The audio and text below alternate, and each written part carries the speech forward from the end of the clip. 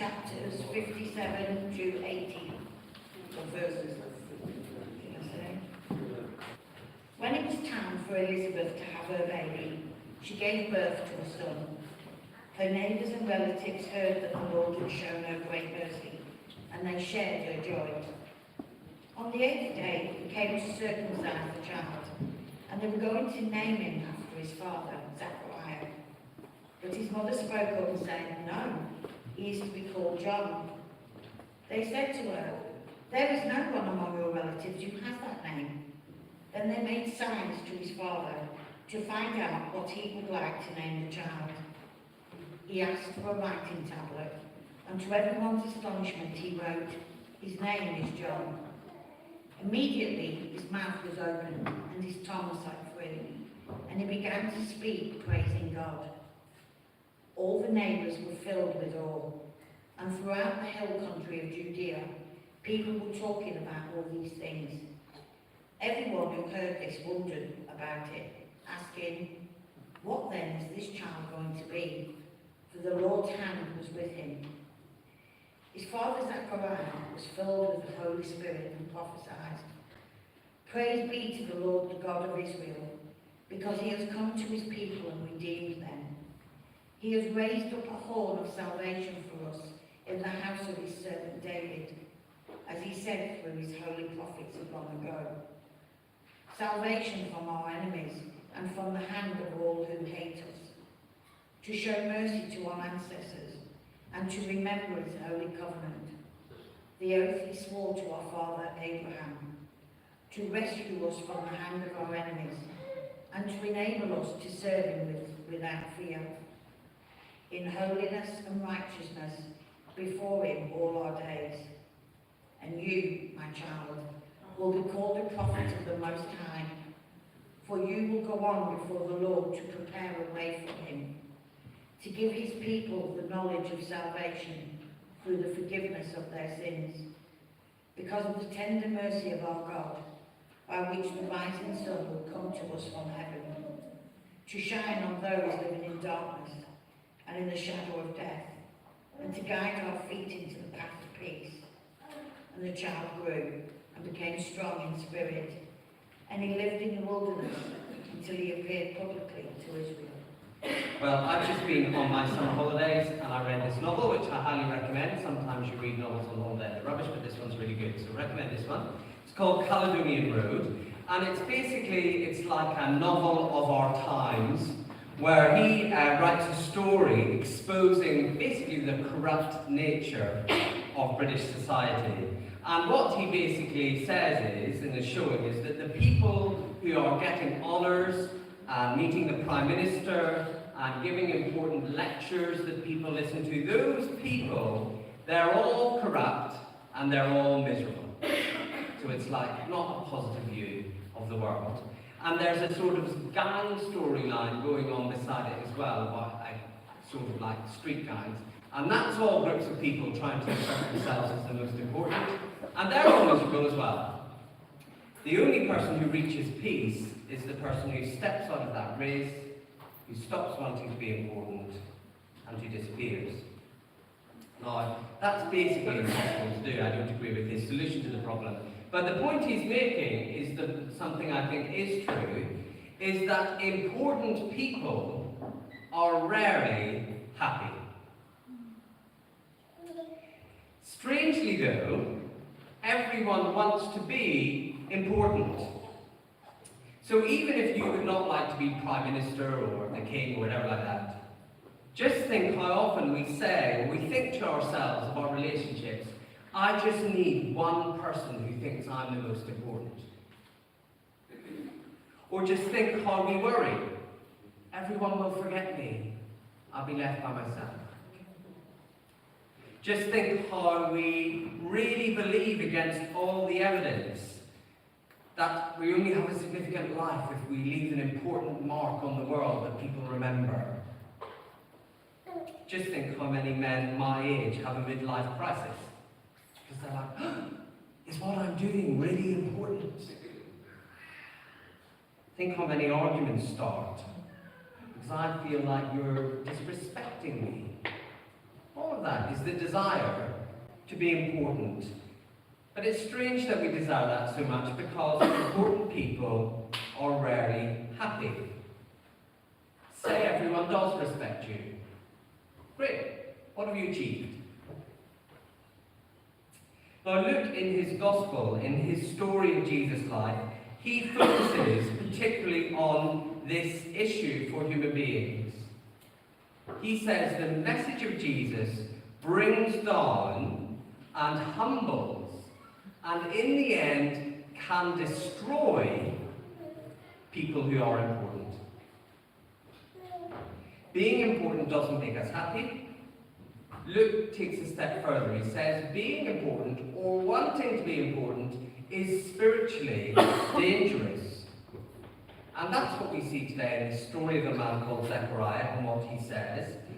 He says being important or wanting to be important is spiritually dangerous. He says there's a flip side to that too. Giving up on being important, humbling yourself, is the path to joy and freedom and happiness.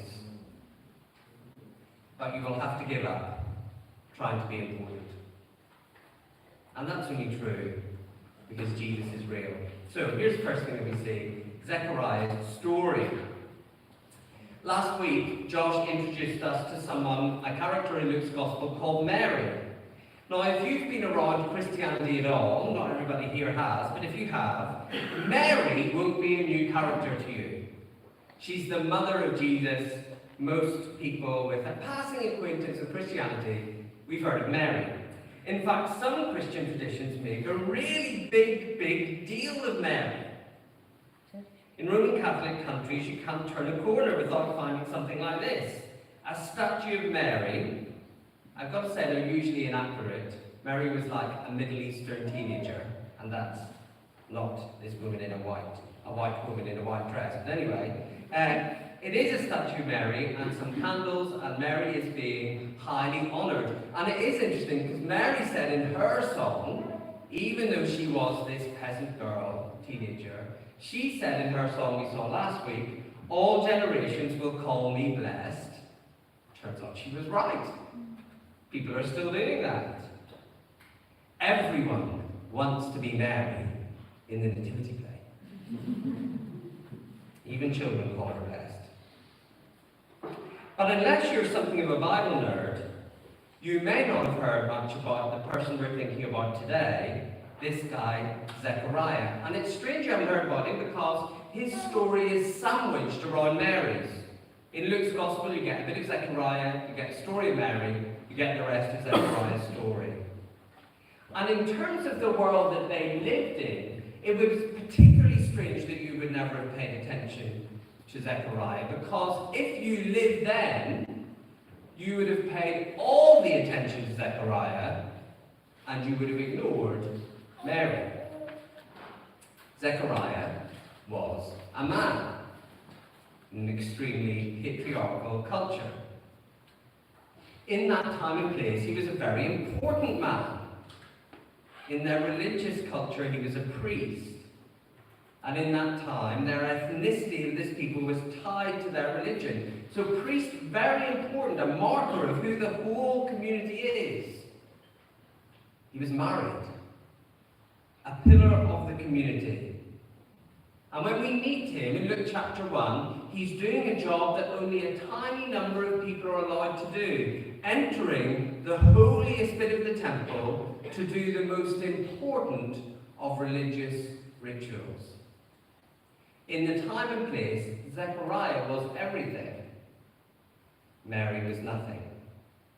She was female, poor, unimportant, likely illiterate and unmarried, and as a woman confined to the outer courts of the temple. But before Mary, we discover Zechariah is in the temple. We didn't have this read today to avoid having a long reading. But when he's in the temple, an angel appears to him. Now, of course we don't think that's normal, just to be clear. But it's as you'd expect the story to go. He's a priest in a temple. So if an angel's going to appear anywhere, seems like the right place. And he's told Zechariah that his very elderly wife is going to have a child called John, to do an important job for God. Now, Elizabeth, his wife, was very old, so that is shocking, and the angel even says it's miraculous. But it is a repeated storyline from the Bible. As Zechariah, a priest, a religious teacher, would have known well, older women unexpectedly having babies to achieve God's plan, that's something God does in the Old Testament all the time. It's a regular plot line. But when the angel speaks to Zechariah, he says, oh, sorry to interrupt you, Gabriel. Haven't you realised? Me and my wife, we're very old. And I love Gabriel's reply. You should read it in Luke chapter 1 later. Gabriel's this archangel. He really tells him. He's like, Zechariah, if an angel comes from the presence of God to you in the temple to tell you that something is going to happen, something you know he's done lots of times before, you don't say to the angel, oh, sorry to interrupt, that's actually impossible. It's not the type of thing that happens. And so the angel basically says to Zechariah, you can just shut up for a while. You're muted. You can't speak. We're turning the volume down because you will not accept what God says, even though you have every reason to accept that. But in today's reading, we're back with Zechariah silenced. It's time for his baby to be born, and everyone around him is saying, obviously you'll want to name your baby Zechariah. The sad thing about you never having had children was there was no one to carry on your family name, so you'll want to maintain your legacy. And in a moment, he just writes down, because remember he can't speak, his name is John. Everyone is like, what is he on? The point of us praying for them all these years was so they would have someone to carry on their family name, and now they don't even want to name him that. But at that moment, do you see, proud, important Zechariah has been humbled. It's a very profound act of submission to what God has said. It's actually exactly what Mary said would happen in her song. How the proud have been humbled, how the mighty have fallen, how the weak-looking and insignificant Mary shames the strong, important man. Mary, in her story, is told something even more miraculous, a totally virgin birth. She just says to God, well, may it be as you said. Zechariah, who knew much more, has to be persuaded to listen. Zechariah, who should have been right, was wrong. And it's interesting though, when the child is named John, Zechariah, when he can speak again, is not like, oh, well, that was embarrassing. You know, what embarrassment for me. A priest who didn't believe God. Someone who knows the Bible, not believing God could repeat a miracle again. He's not like that at all. This is what we had read to us. He bursts into a song about how amazing it is to trust God's promises, to be part of them, to see what God is doing in the world. He's delighted to have been humbled. Well, Luke's Gospel is telling us the message about Jesus we need to believe if we want to be Christians. And here's what he is saying in this first chapter. No matter how clever or important or respected you are, your journey with Jesus will begin and will go on with you admitting that you are wrong. And instead, trusting and obeying God. And that, Luke is saying, is what will bring you, we don't believe this, but it's true, that is what will bring you to burst into joy. Because you're included in the grace and goodness and brilliance of what God is doing. But you only get included in that if you're willing to say to God, okay, by myself I'm wrong. I need to trust you. I wonder, at nights when you can't sleep, and you sort of daydream about life and how things are going to go well for you. I wonder, but it's not a daydream, is it? It must be a night dream, and a non-sleeping dream. I wonder, is your fantasy everybody seeing that you're important? No, I will go into work tomorrow, and this will happen, and everyone will say, we're so glad you're part of our workplace. Or, I'm going to go in tomorrow and there's that big problem and I will sort it out for everybody. Can you see? So often we think satisfaction will come from being respected as important. And if that's your fantasy, you are unlikely to accept the truth about Jesus. Maybe you sit here today and say, yeah, I'm a Christian, I've accepted the truth about Jesus, yes. But it still matters intensely to you to be important, to be respected, to be seen as knowledgeable.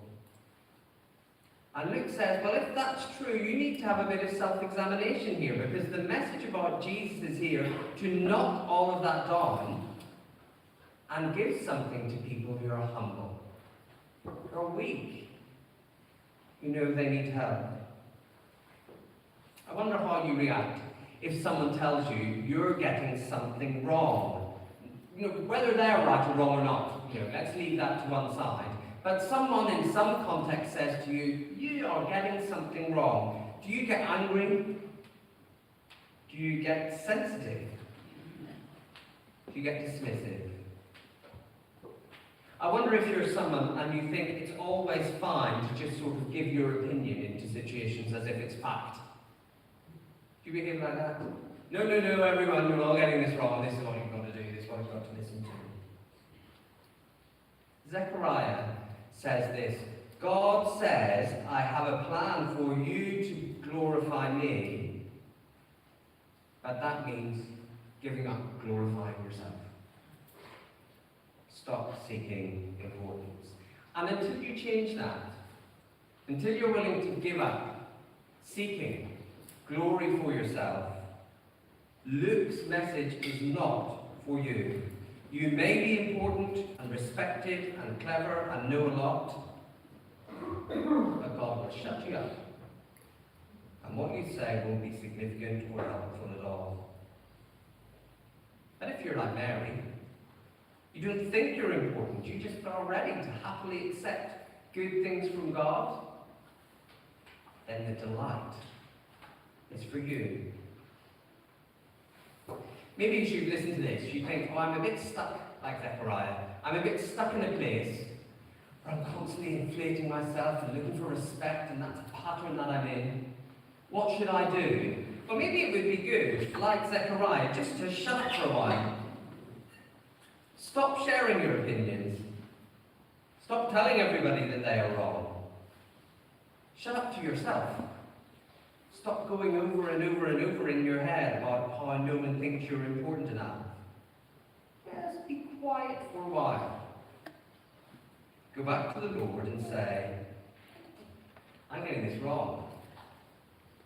I am the person who it's important to be right. I am the person who loves to be respected.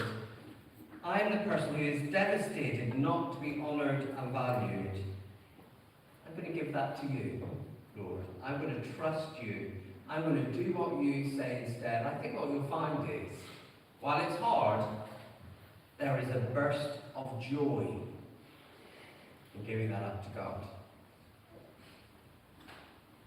You get only what the gospel offers if you're low and humble and ready to receive it as a gift. And this has an important effect on Zechariah. He sings this song at the birth of his long-wanted, miraculously provided son.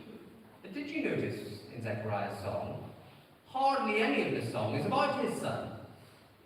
Pearl John gets a mention in one verse. And the significance of his son is that his son will get to point to Jesus, who will come after him. That's why he's celebrating. Now, not everybody has children or children who are still in their household. Maybe you do have children but they're grown up. But I wonder if you do, you're still at this stage in life where you are setting the agenda for your children. Here's a good test about your humility before God. Are you willing to let go of longing for importance and respect for the joy God is offering for your children? The children in your care. What do you want for them? Zechariah knew, we get into the very last verse of the passage in verse 18, that John was basically going to be a tramp. He's going to live in the wilderness, not have a home, eat insects. He is not going to take his respected Roman society, John, as a priest of the temple. But Zechariah isn't grieving any of that.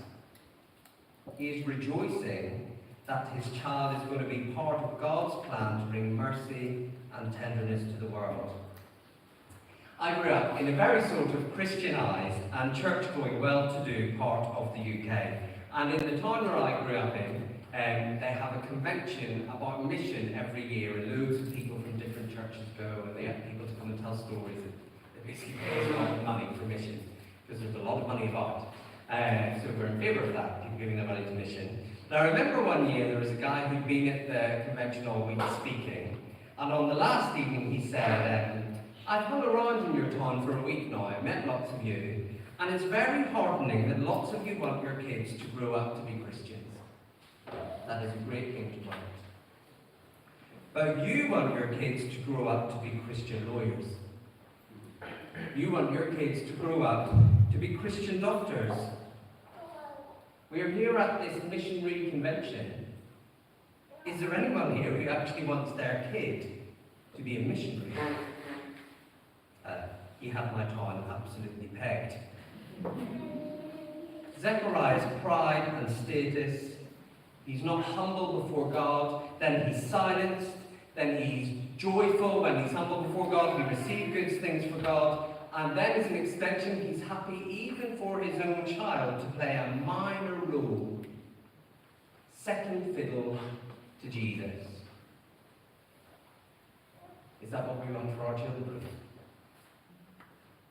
I find this really challenging. I want my kids to be successful and happy. I want them to be significant and important.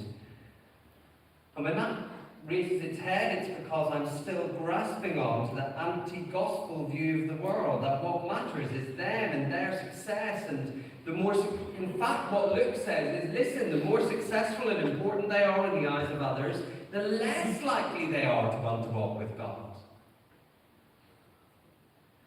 Zechariah is humbled, he obeys, there's joy, and his joy is in his child being a trump for Jesus.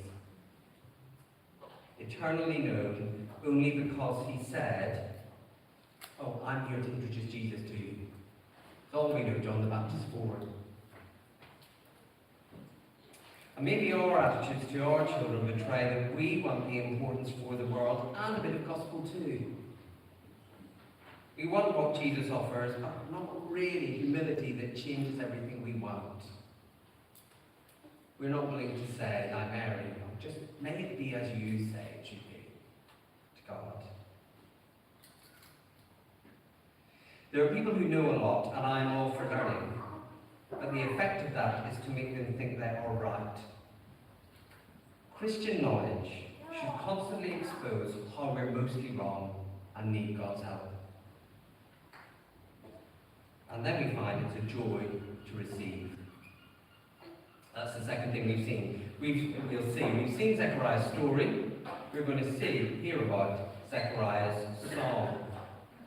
It would be possible to hear what I'm saying so far as a miserable call to stop thinking about your own importance. You know, to be like, hey everyone, stop being so pushy for your children. Zechariah's song is not like that at all. It's a song of delight when he's been humbled like this. Recently, I was watching an interview with the retired tennis player Serena Williams, who was the best tennis player in the world for a long time. And she was talking about post-match interviews. And she was talking about how she beat someone 6 love, which is a very poor score for the other person in tennis, in case you didn't realise. She beat someone 6 love, and then the interviewer would say, how do you think your opponent played? And she was like, I'd have to say, oh well, they played really well. She was like, actually, they didn't win any games. They played terrible. They couldn't get on the scoreboard. They played terrible. And she was basically like, I had to lie to the interviewer for PR's sake. Because if I'd said that, everyone would hate Serena Williams. Sometimes we think we have to be the PR branch for Jesus. And so we say all this stuff about humility, and then we're like, oh, we have to lie and pretend we're jolly about that, when in fact we feel really bad that we're having to be humble all the time. But look, I'm going to assume that Zechariah is genuinely happy here, not just doing PR.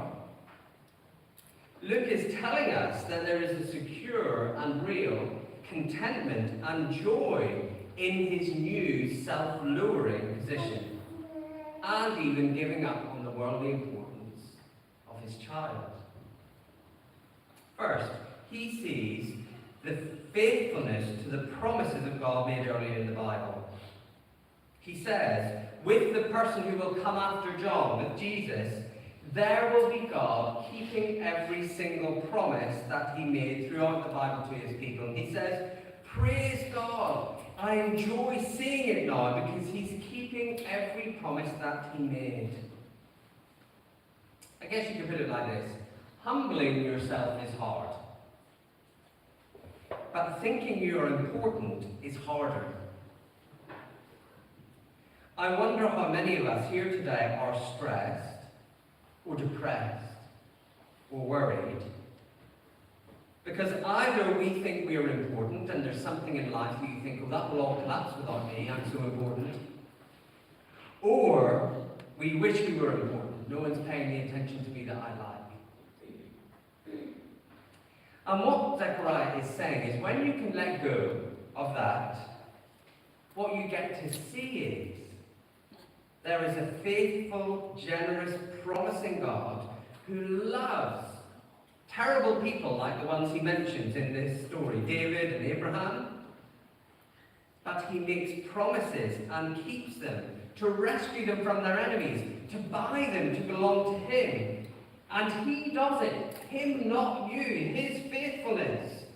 And you get to enjoy resting in that faithfulness of his promises if you'll just give up self-importance. Those big, really important things will happen because of the kindness of God. Oh, I'm so glad I can let go of trying to promote myself and just enjoy God's faithfulness.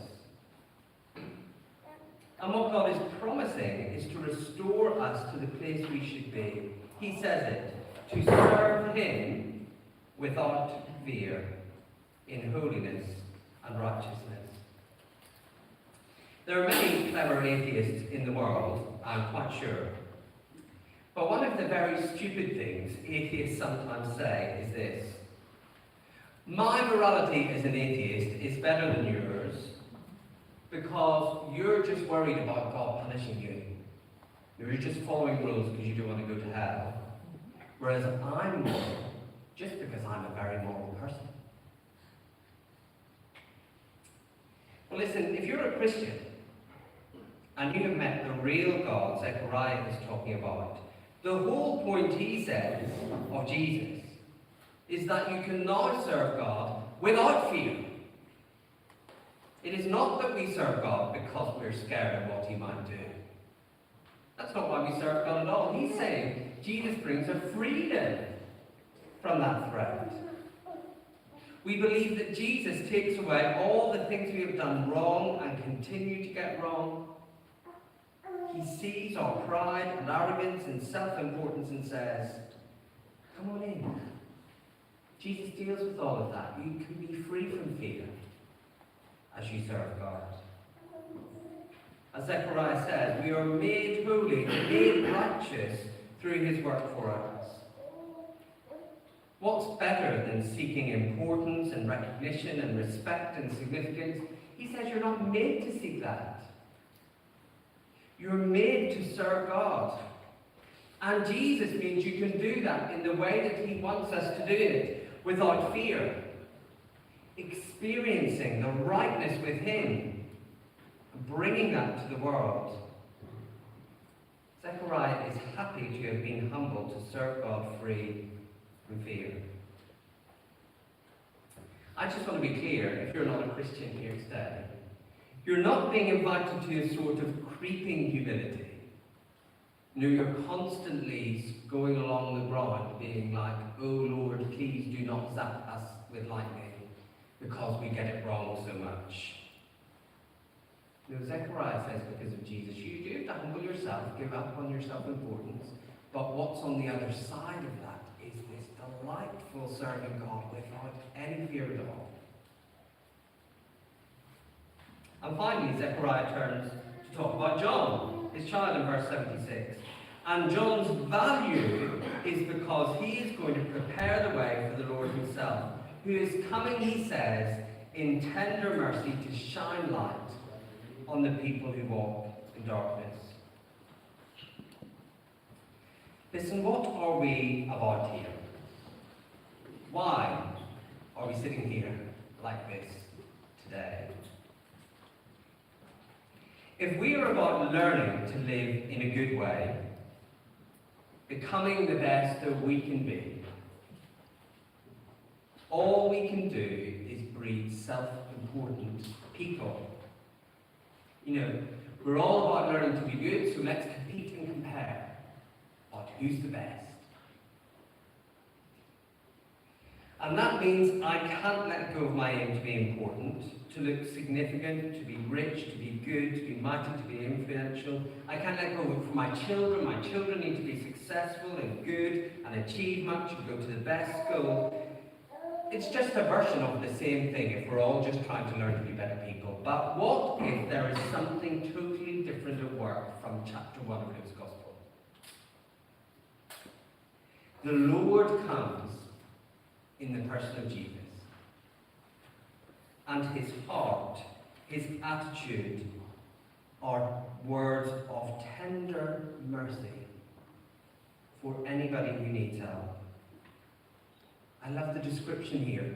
Jesus coming is the sun rising on a world that is so dark with death, with depression, with illness. Jesus is the sun rising, God's tender mercy to us on our cold faces. The Lord is coming to guide us into a good path that isn't self-importance or self-righteousness, but peace-loving and peace-bringing to the world. Because we're so sure we're loved, we don't need to fight for importance. And all I have to do to get some of that is to say like Mary, Lord, may it be to me as you say. To humbly step away from proving my own importance and enjoy that God is the hero of the story, keeping his promises, making us holy, tenderly showing us kindness, bringing light to the darkness. Choosing that humility is not miserable. But you can only experience the light of this sun if you admit you're in darkness to begin with. There is a cost to being a Christian. You only get all of this amazing stuff, God's faithfulness, the joy, the mercy, the warm sun of Jesus on your face. You only get that if you're going to pay the cost of admitting you're wrong and needing help. And there is a cost Zechariah is expressing, that if you trust Jesus, preparing the way for him will always therefore be more important than the things that I really wanted to make myself important. That's the cost of it, for myself and for the people that I love. But we think the cost of sharing our faith is saying to people, oh, it's embarrassing. It's embarrassing saying to people, we disapprove of you and what you do, you need to become like us. That would be embarrassing. We had to go round saying that to people. Who would do it? That's not the cost. The cost of sharing our faith is this. It means saying to everybody, without Jesus, I'd be walking in darkness.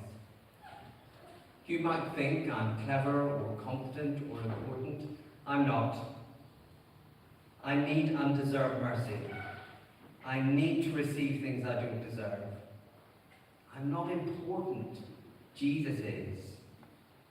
I'm not achieving and competent and amazing.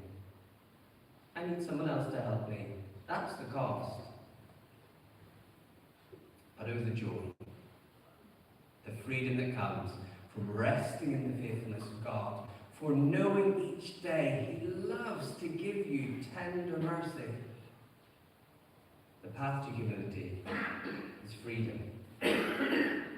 I don't know, this last thing we'll talk about, whether you watched in the Olympics, there were several athletes who made a big deal at the end of their race of being Christians. Did you notice that?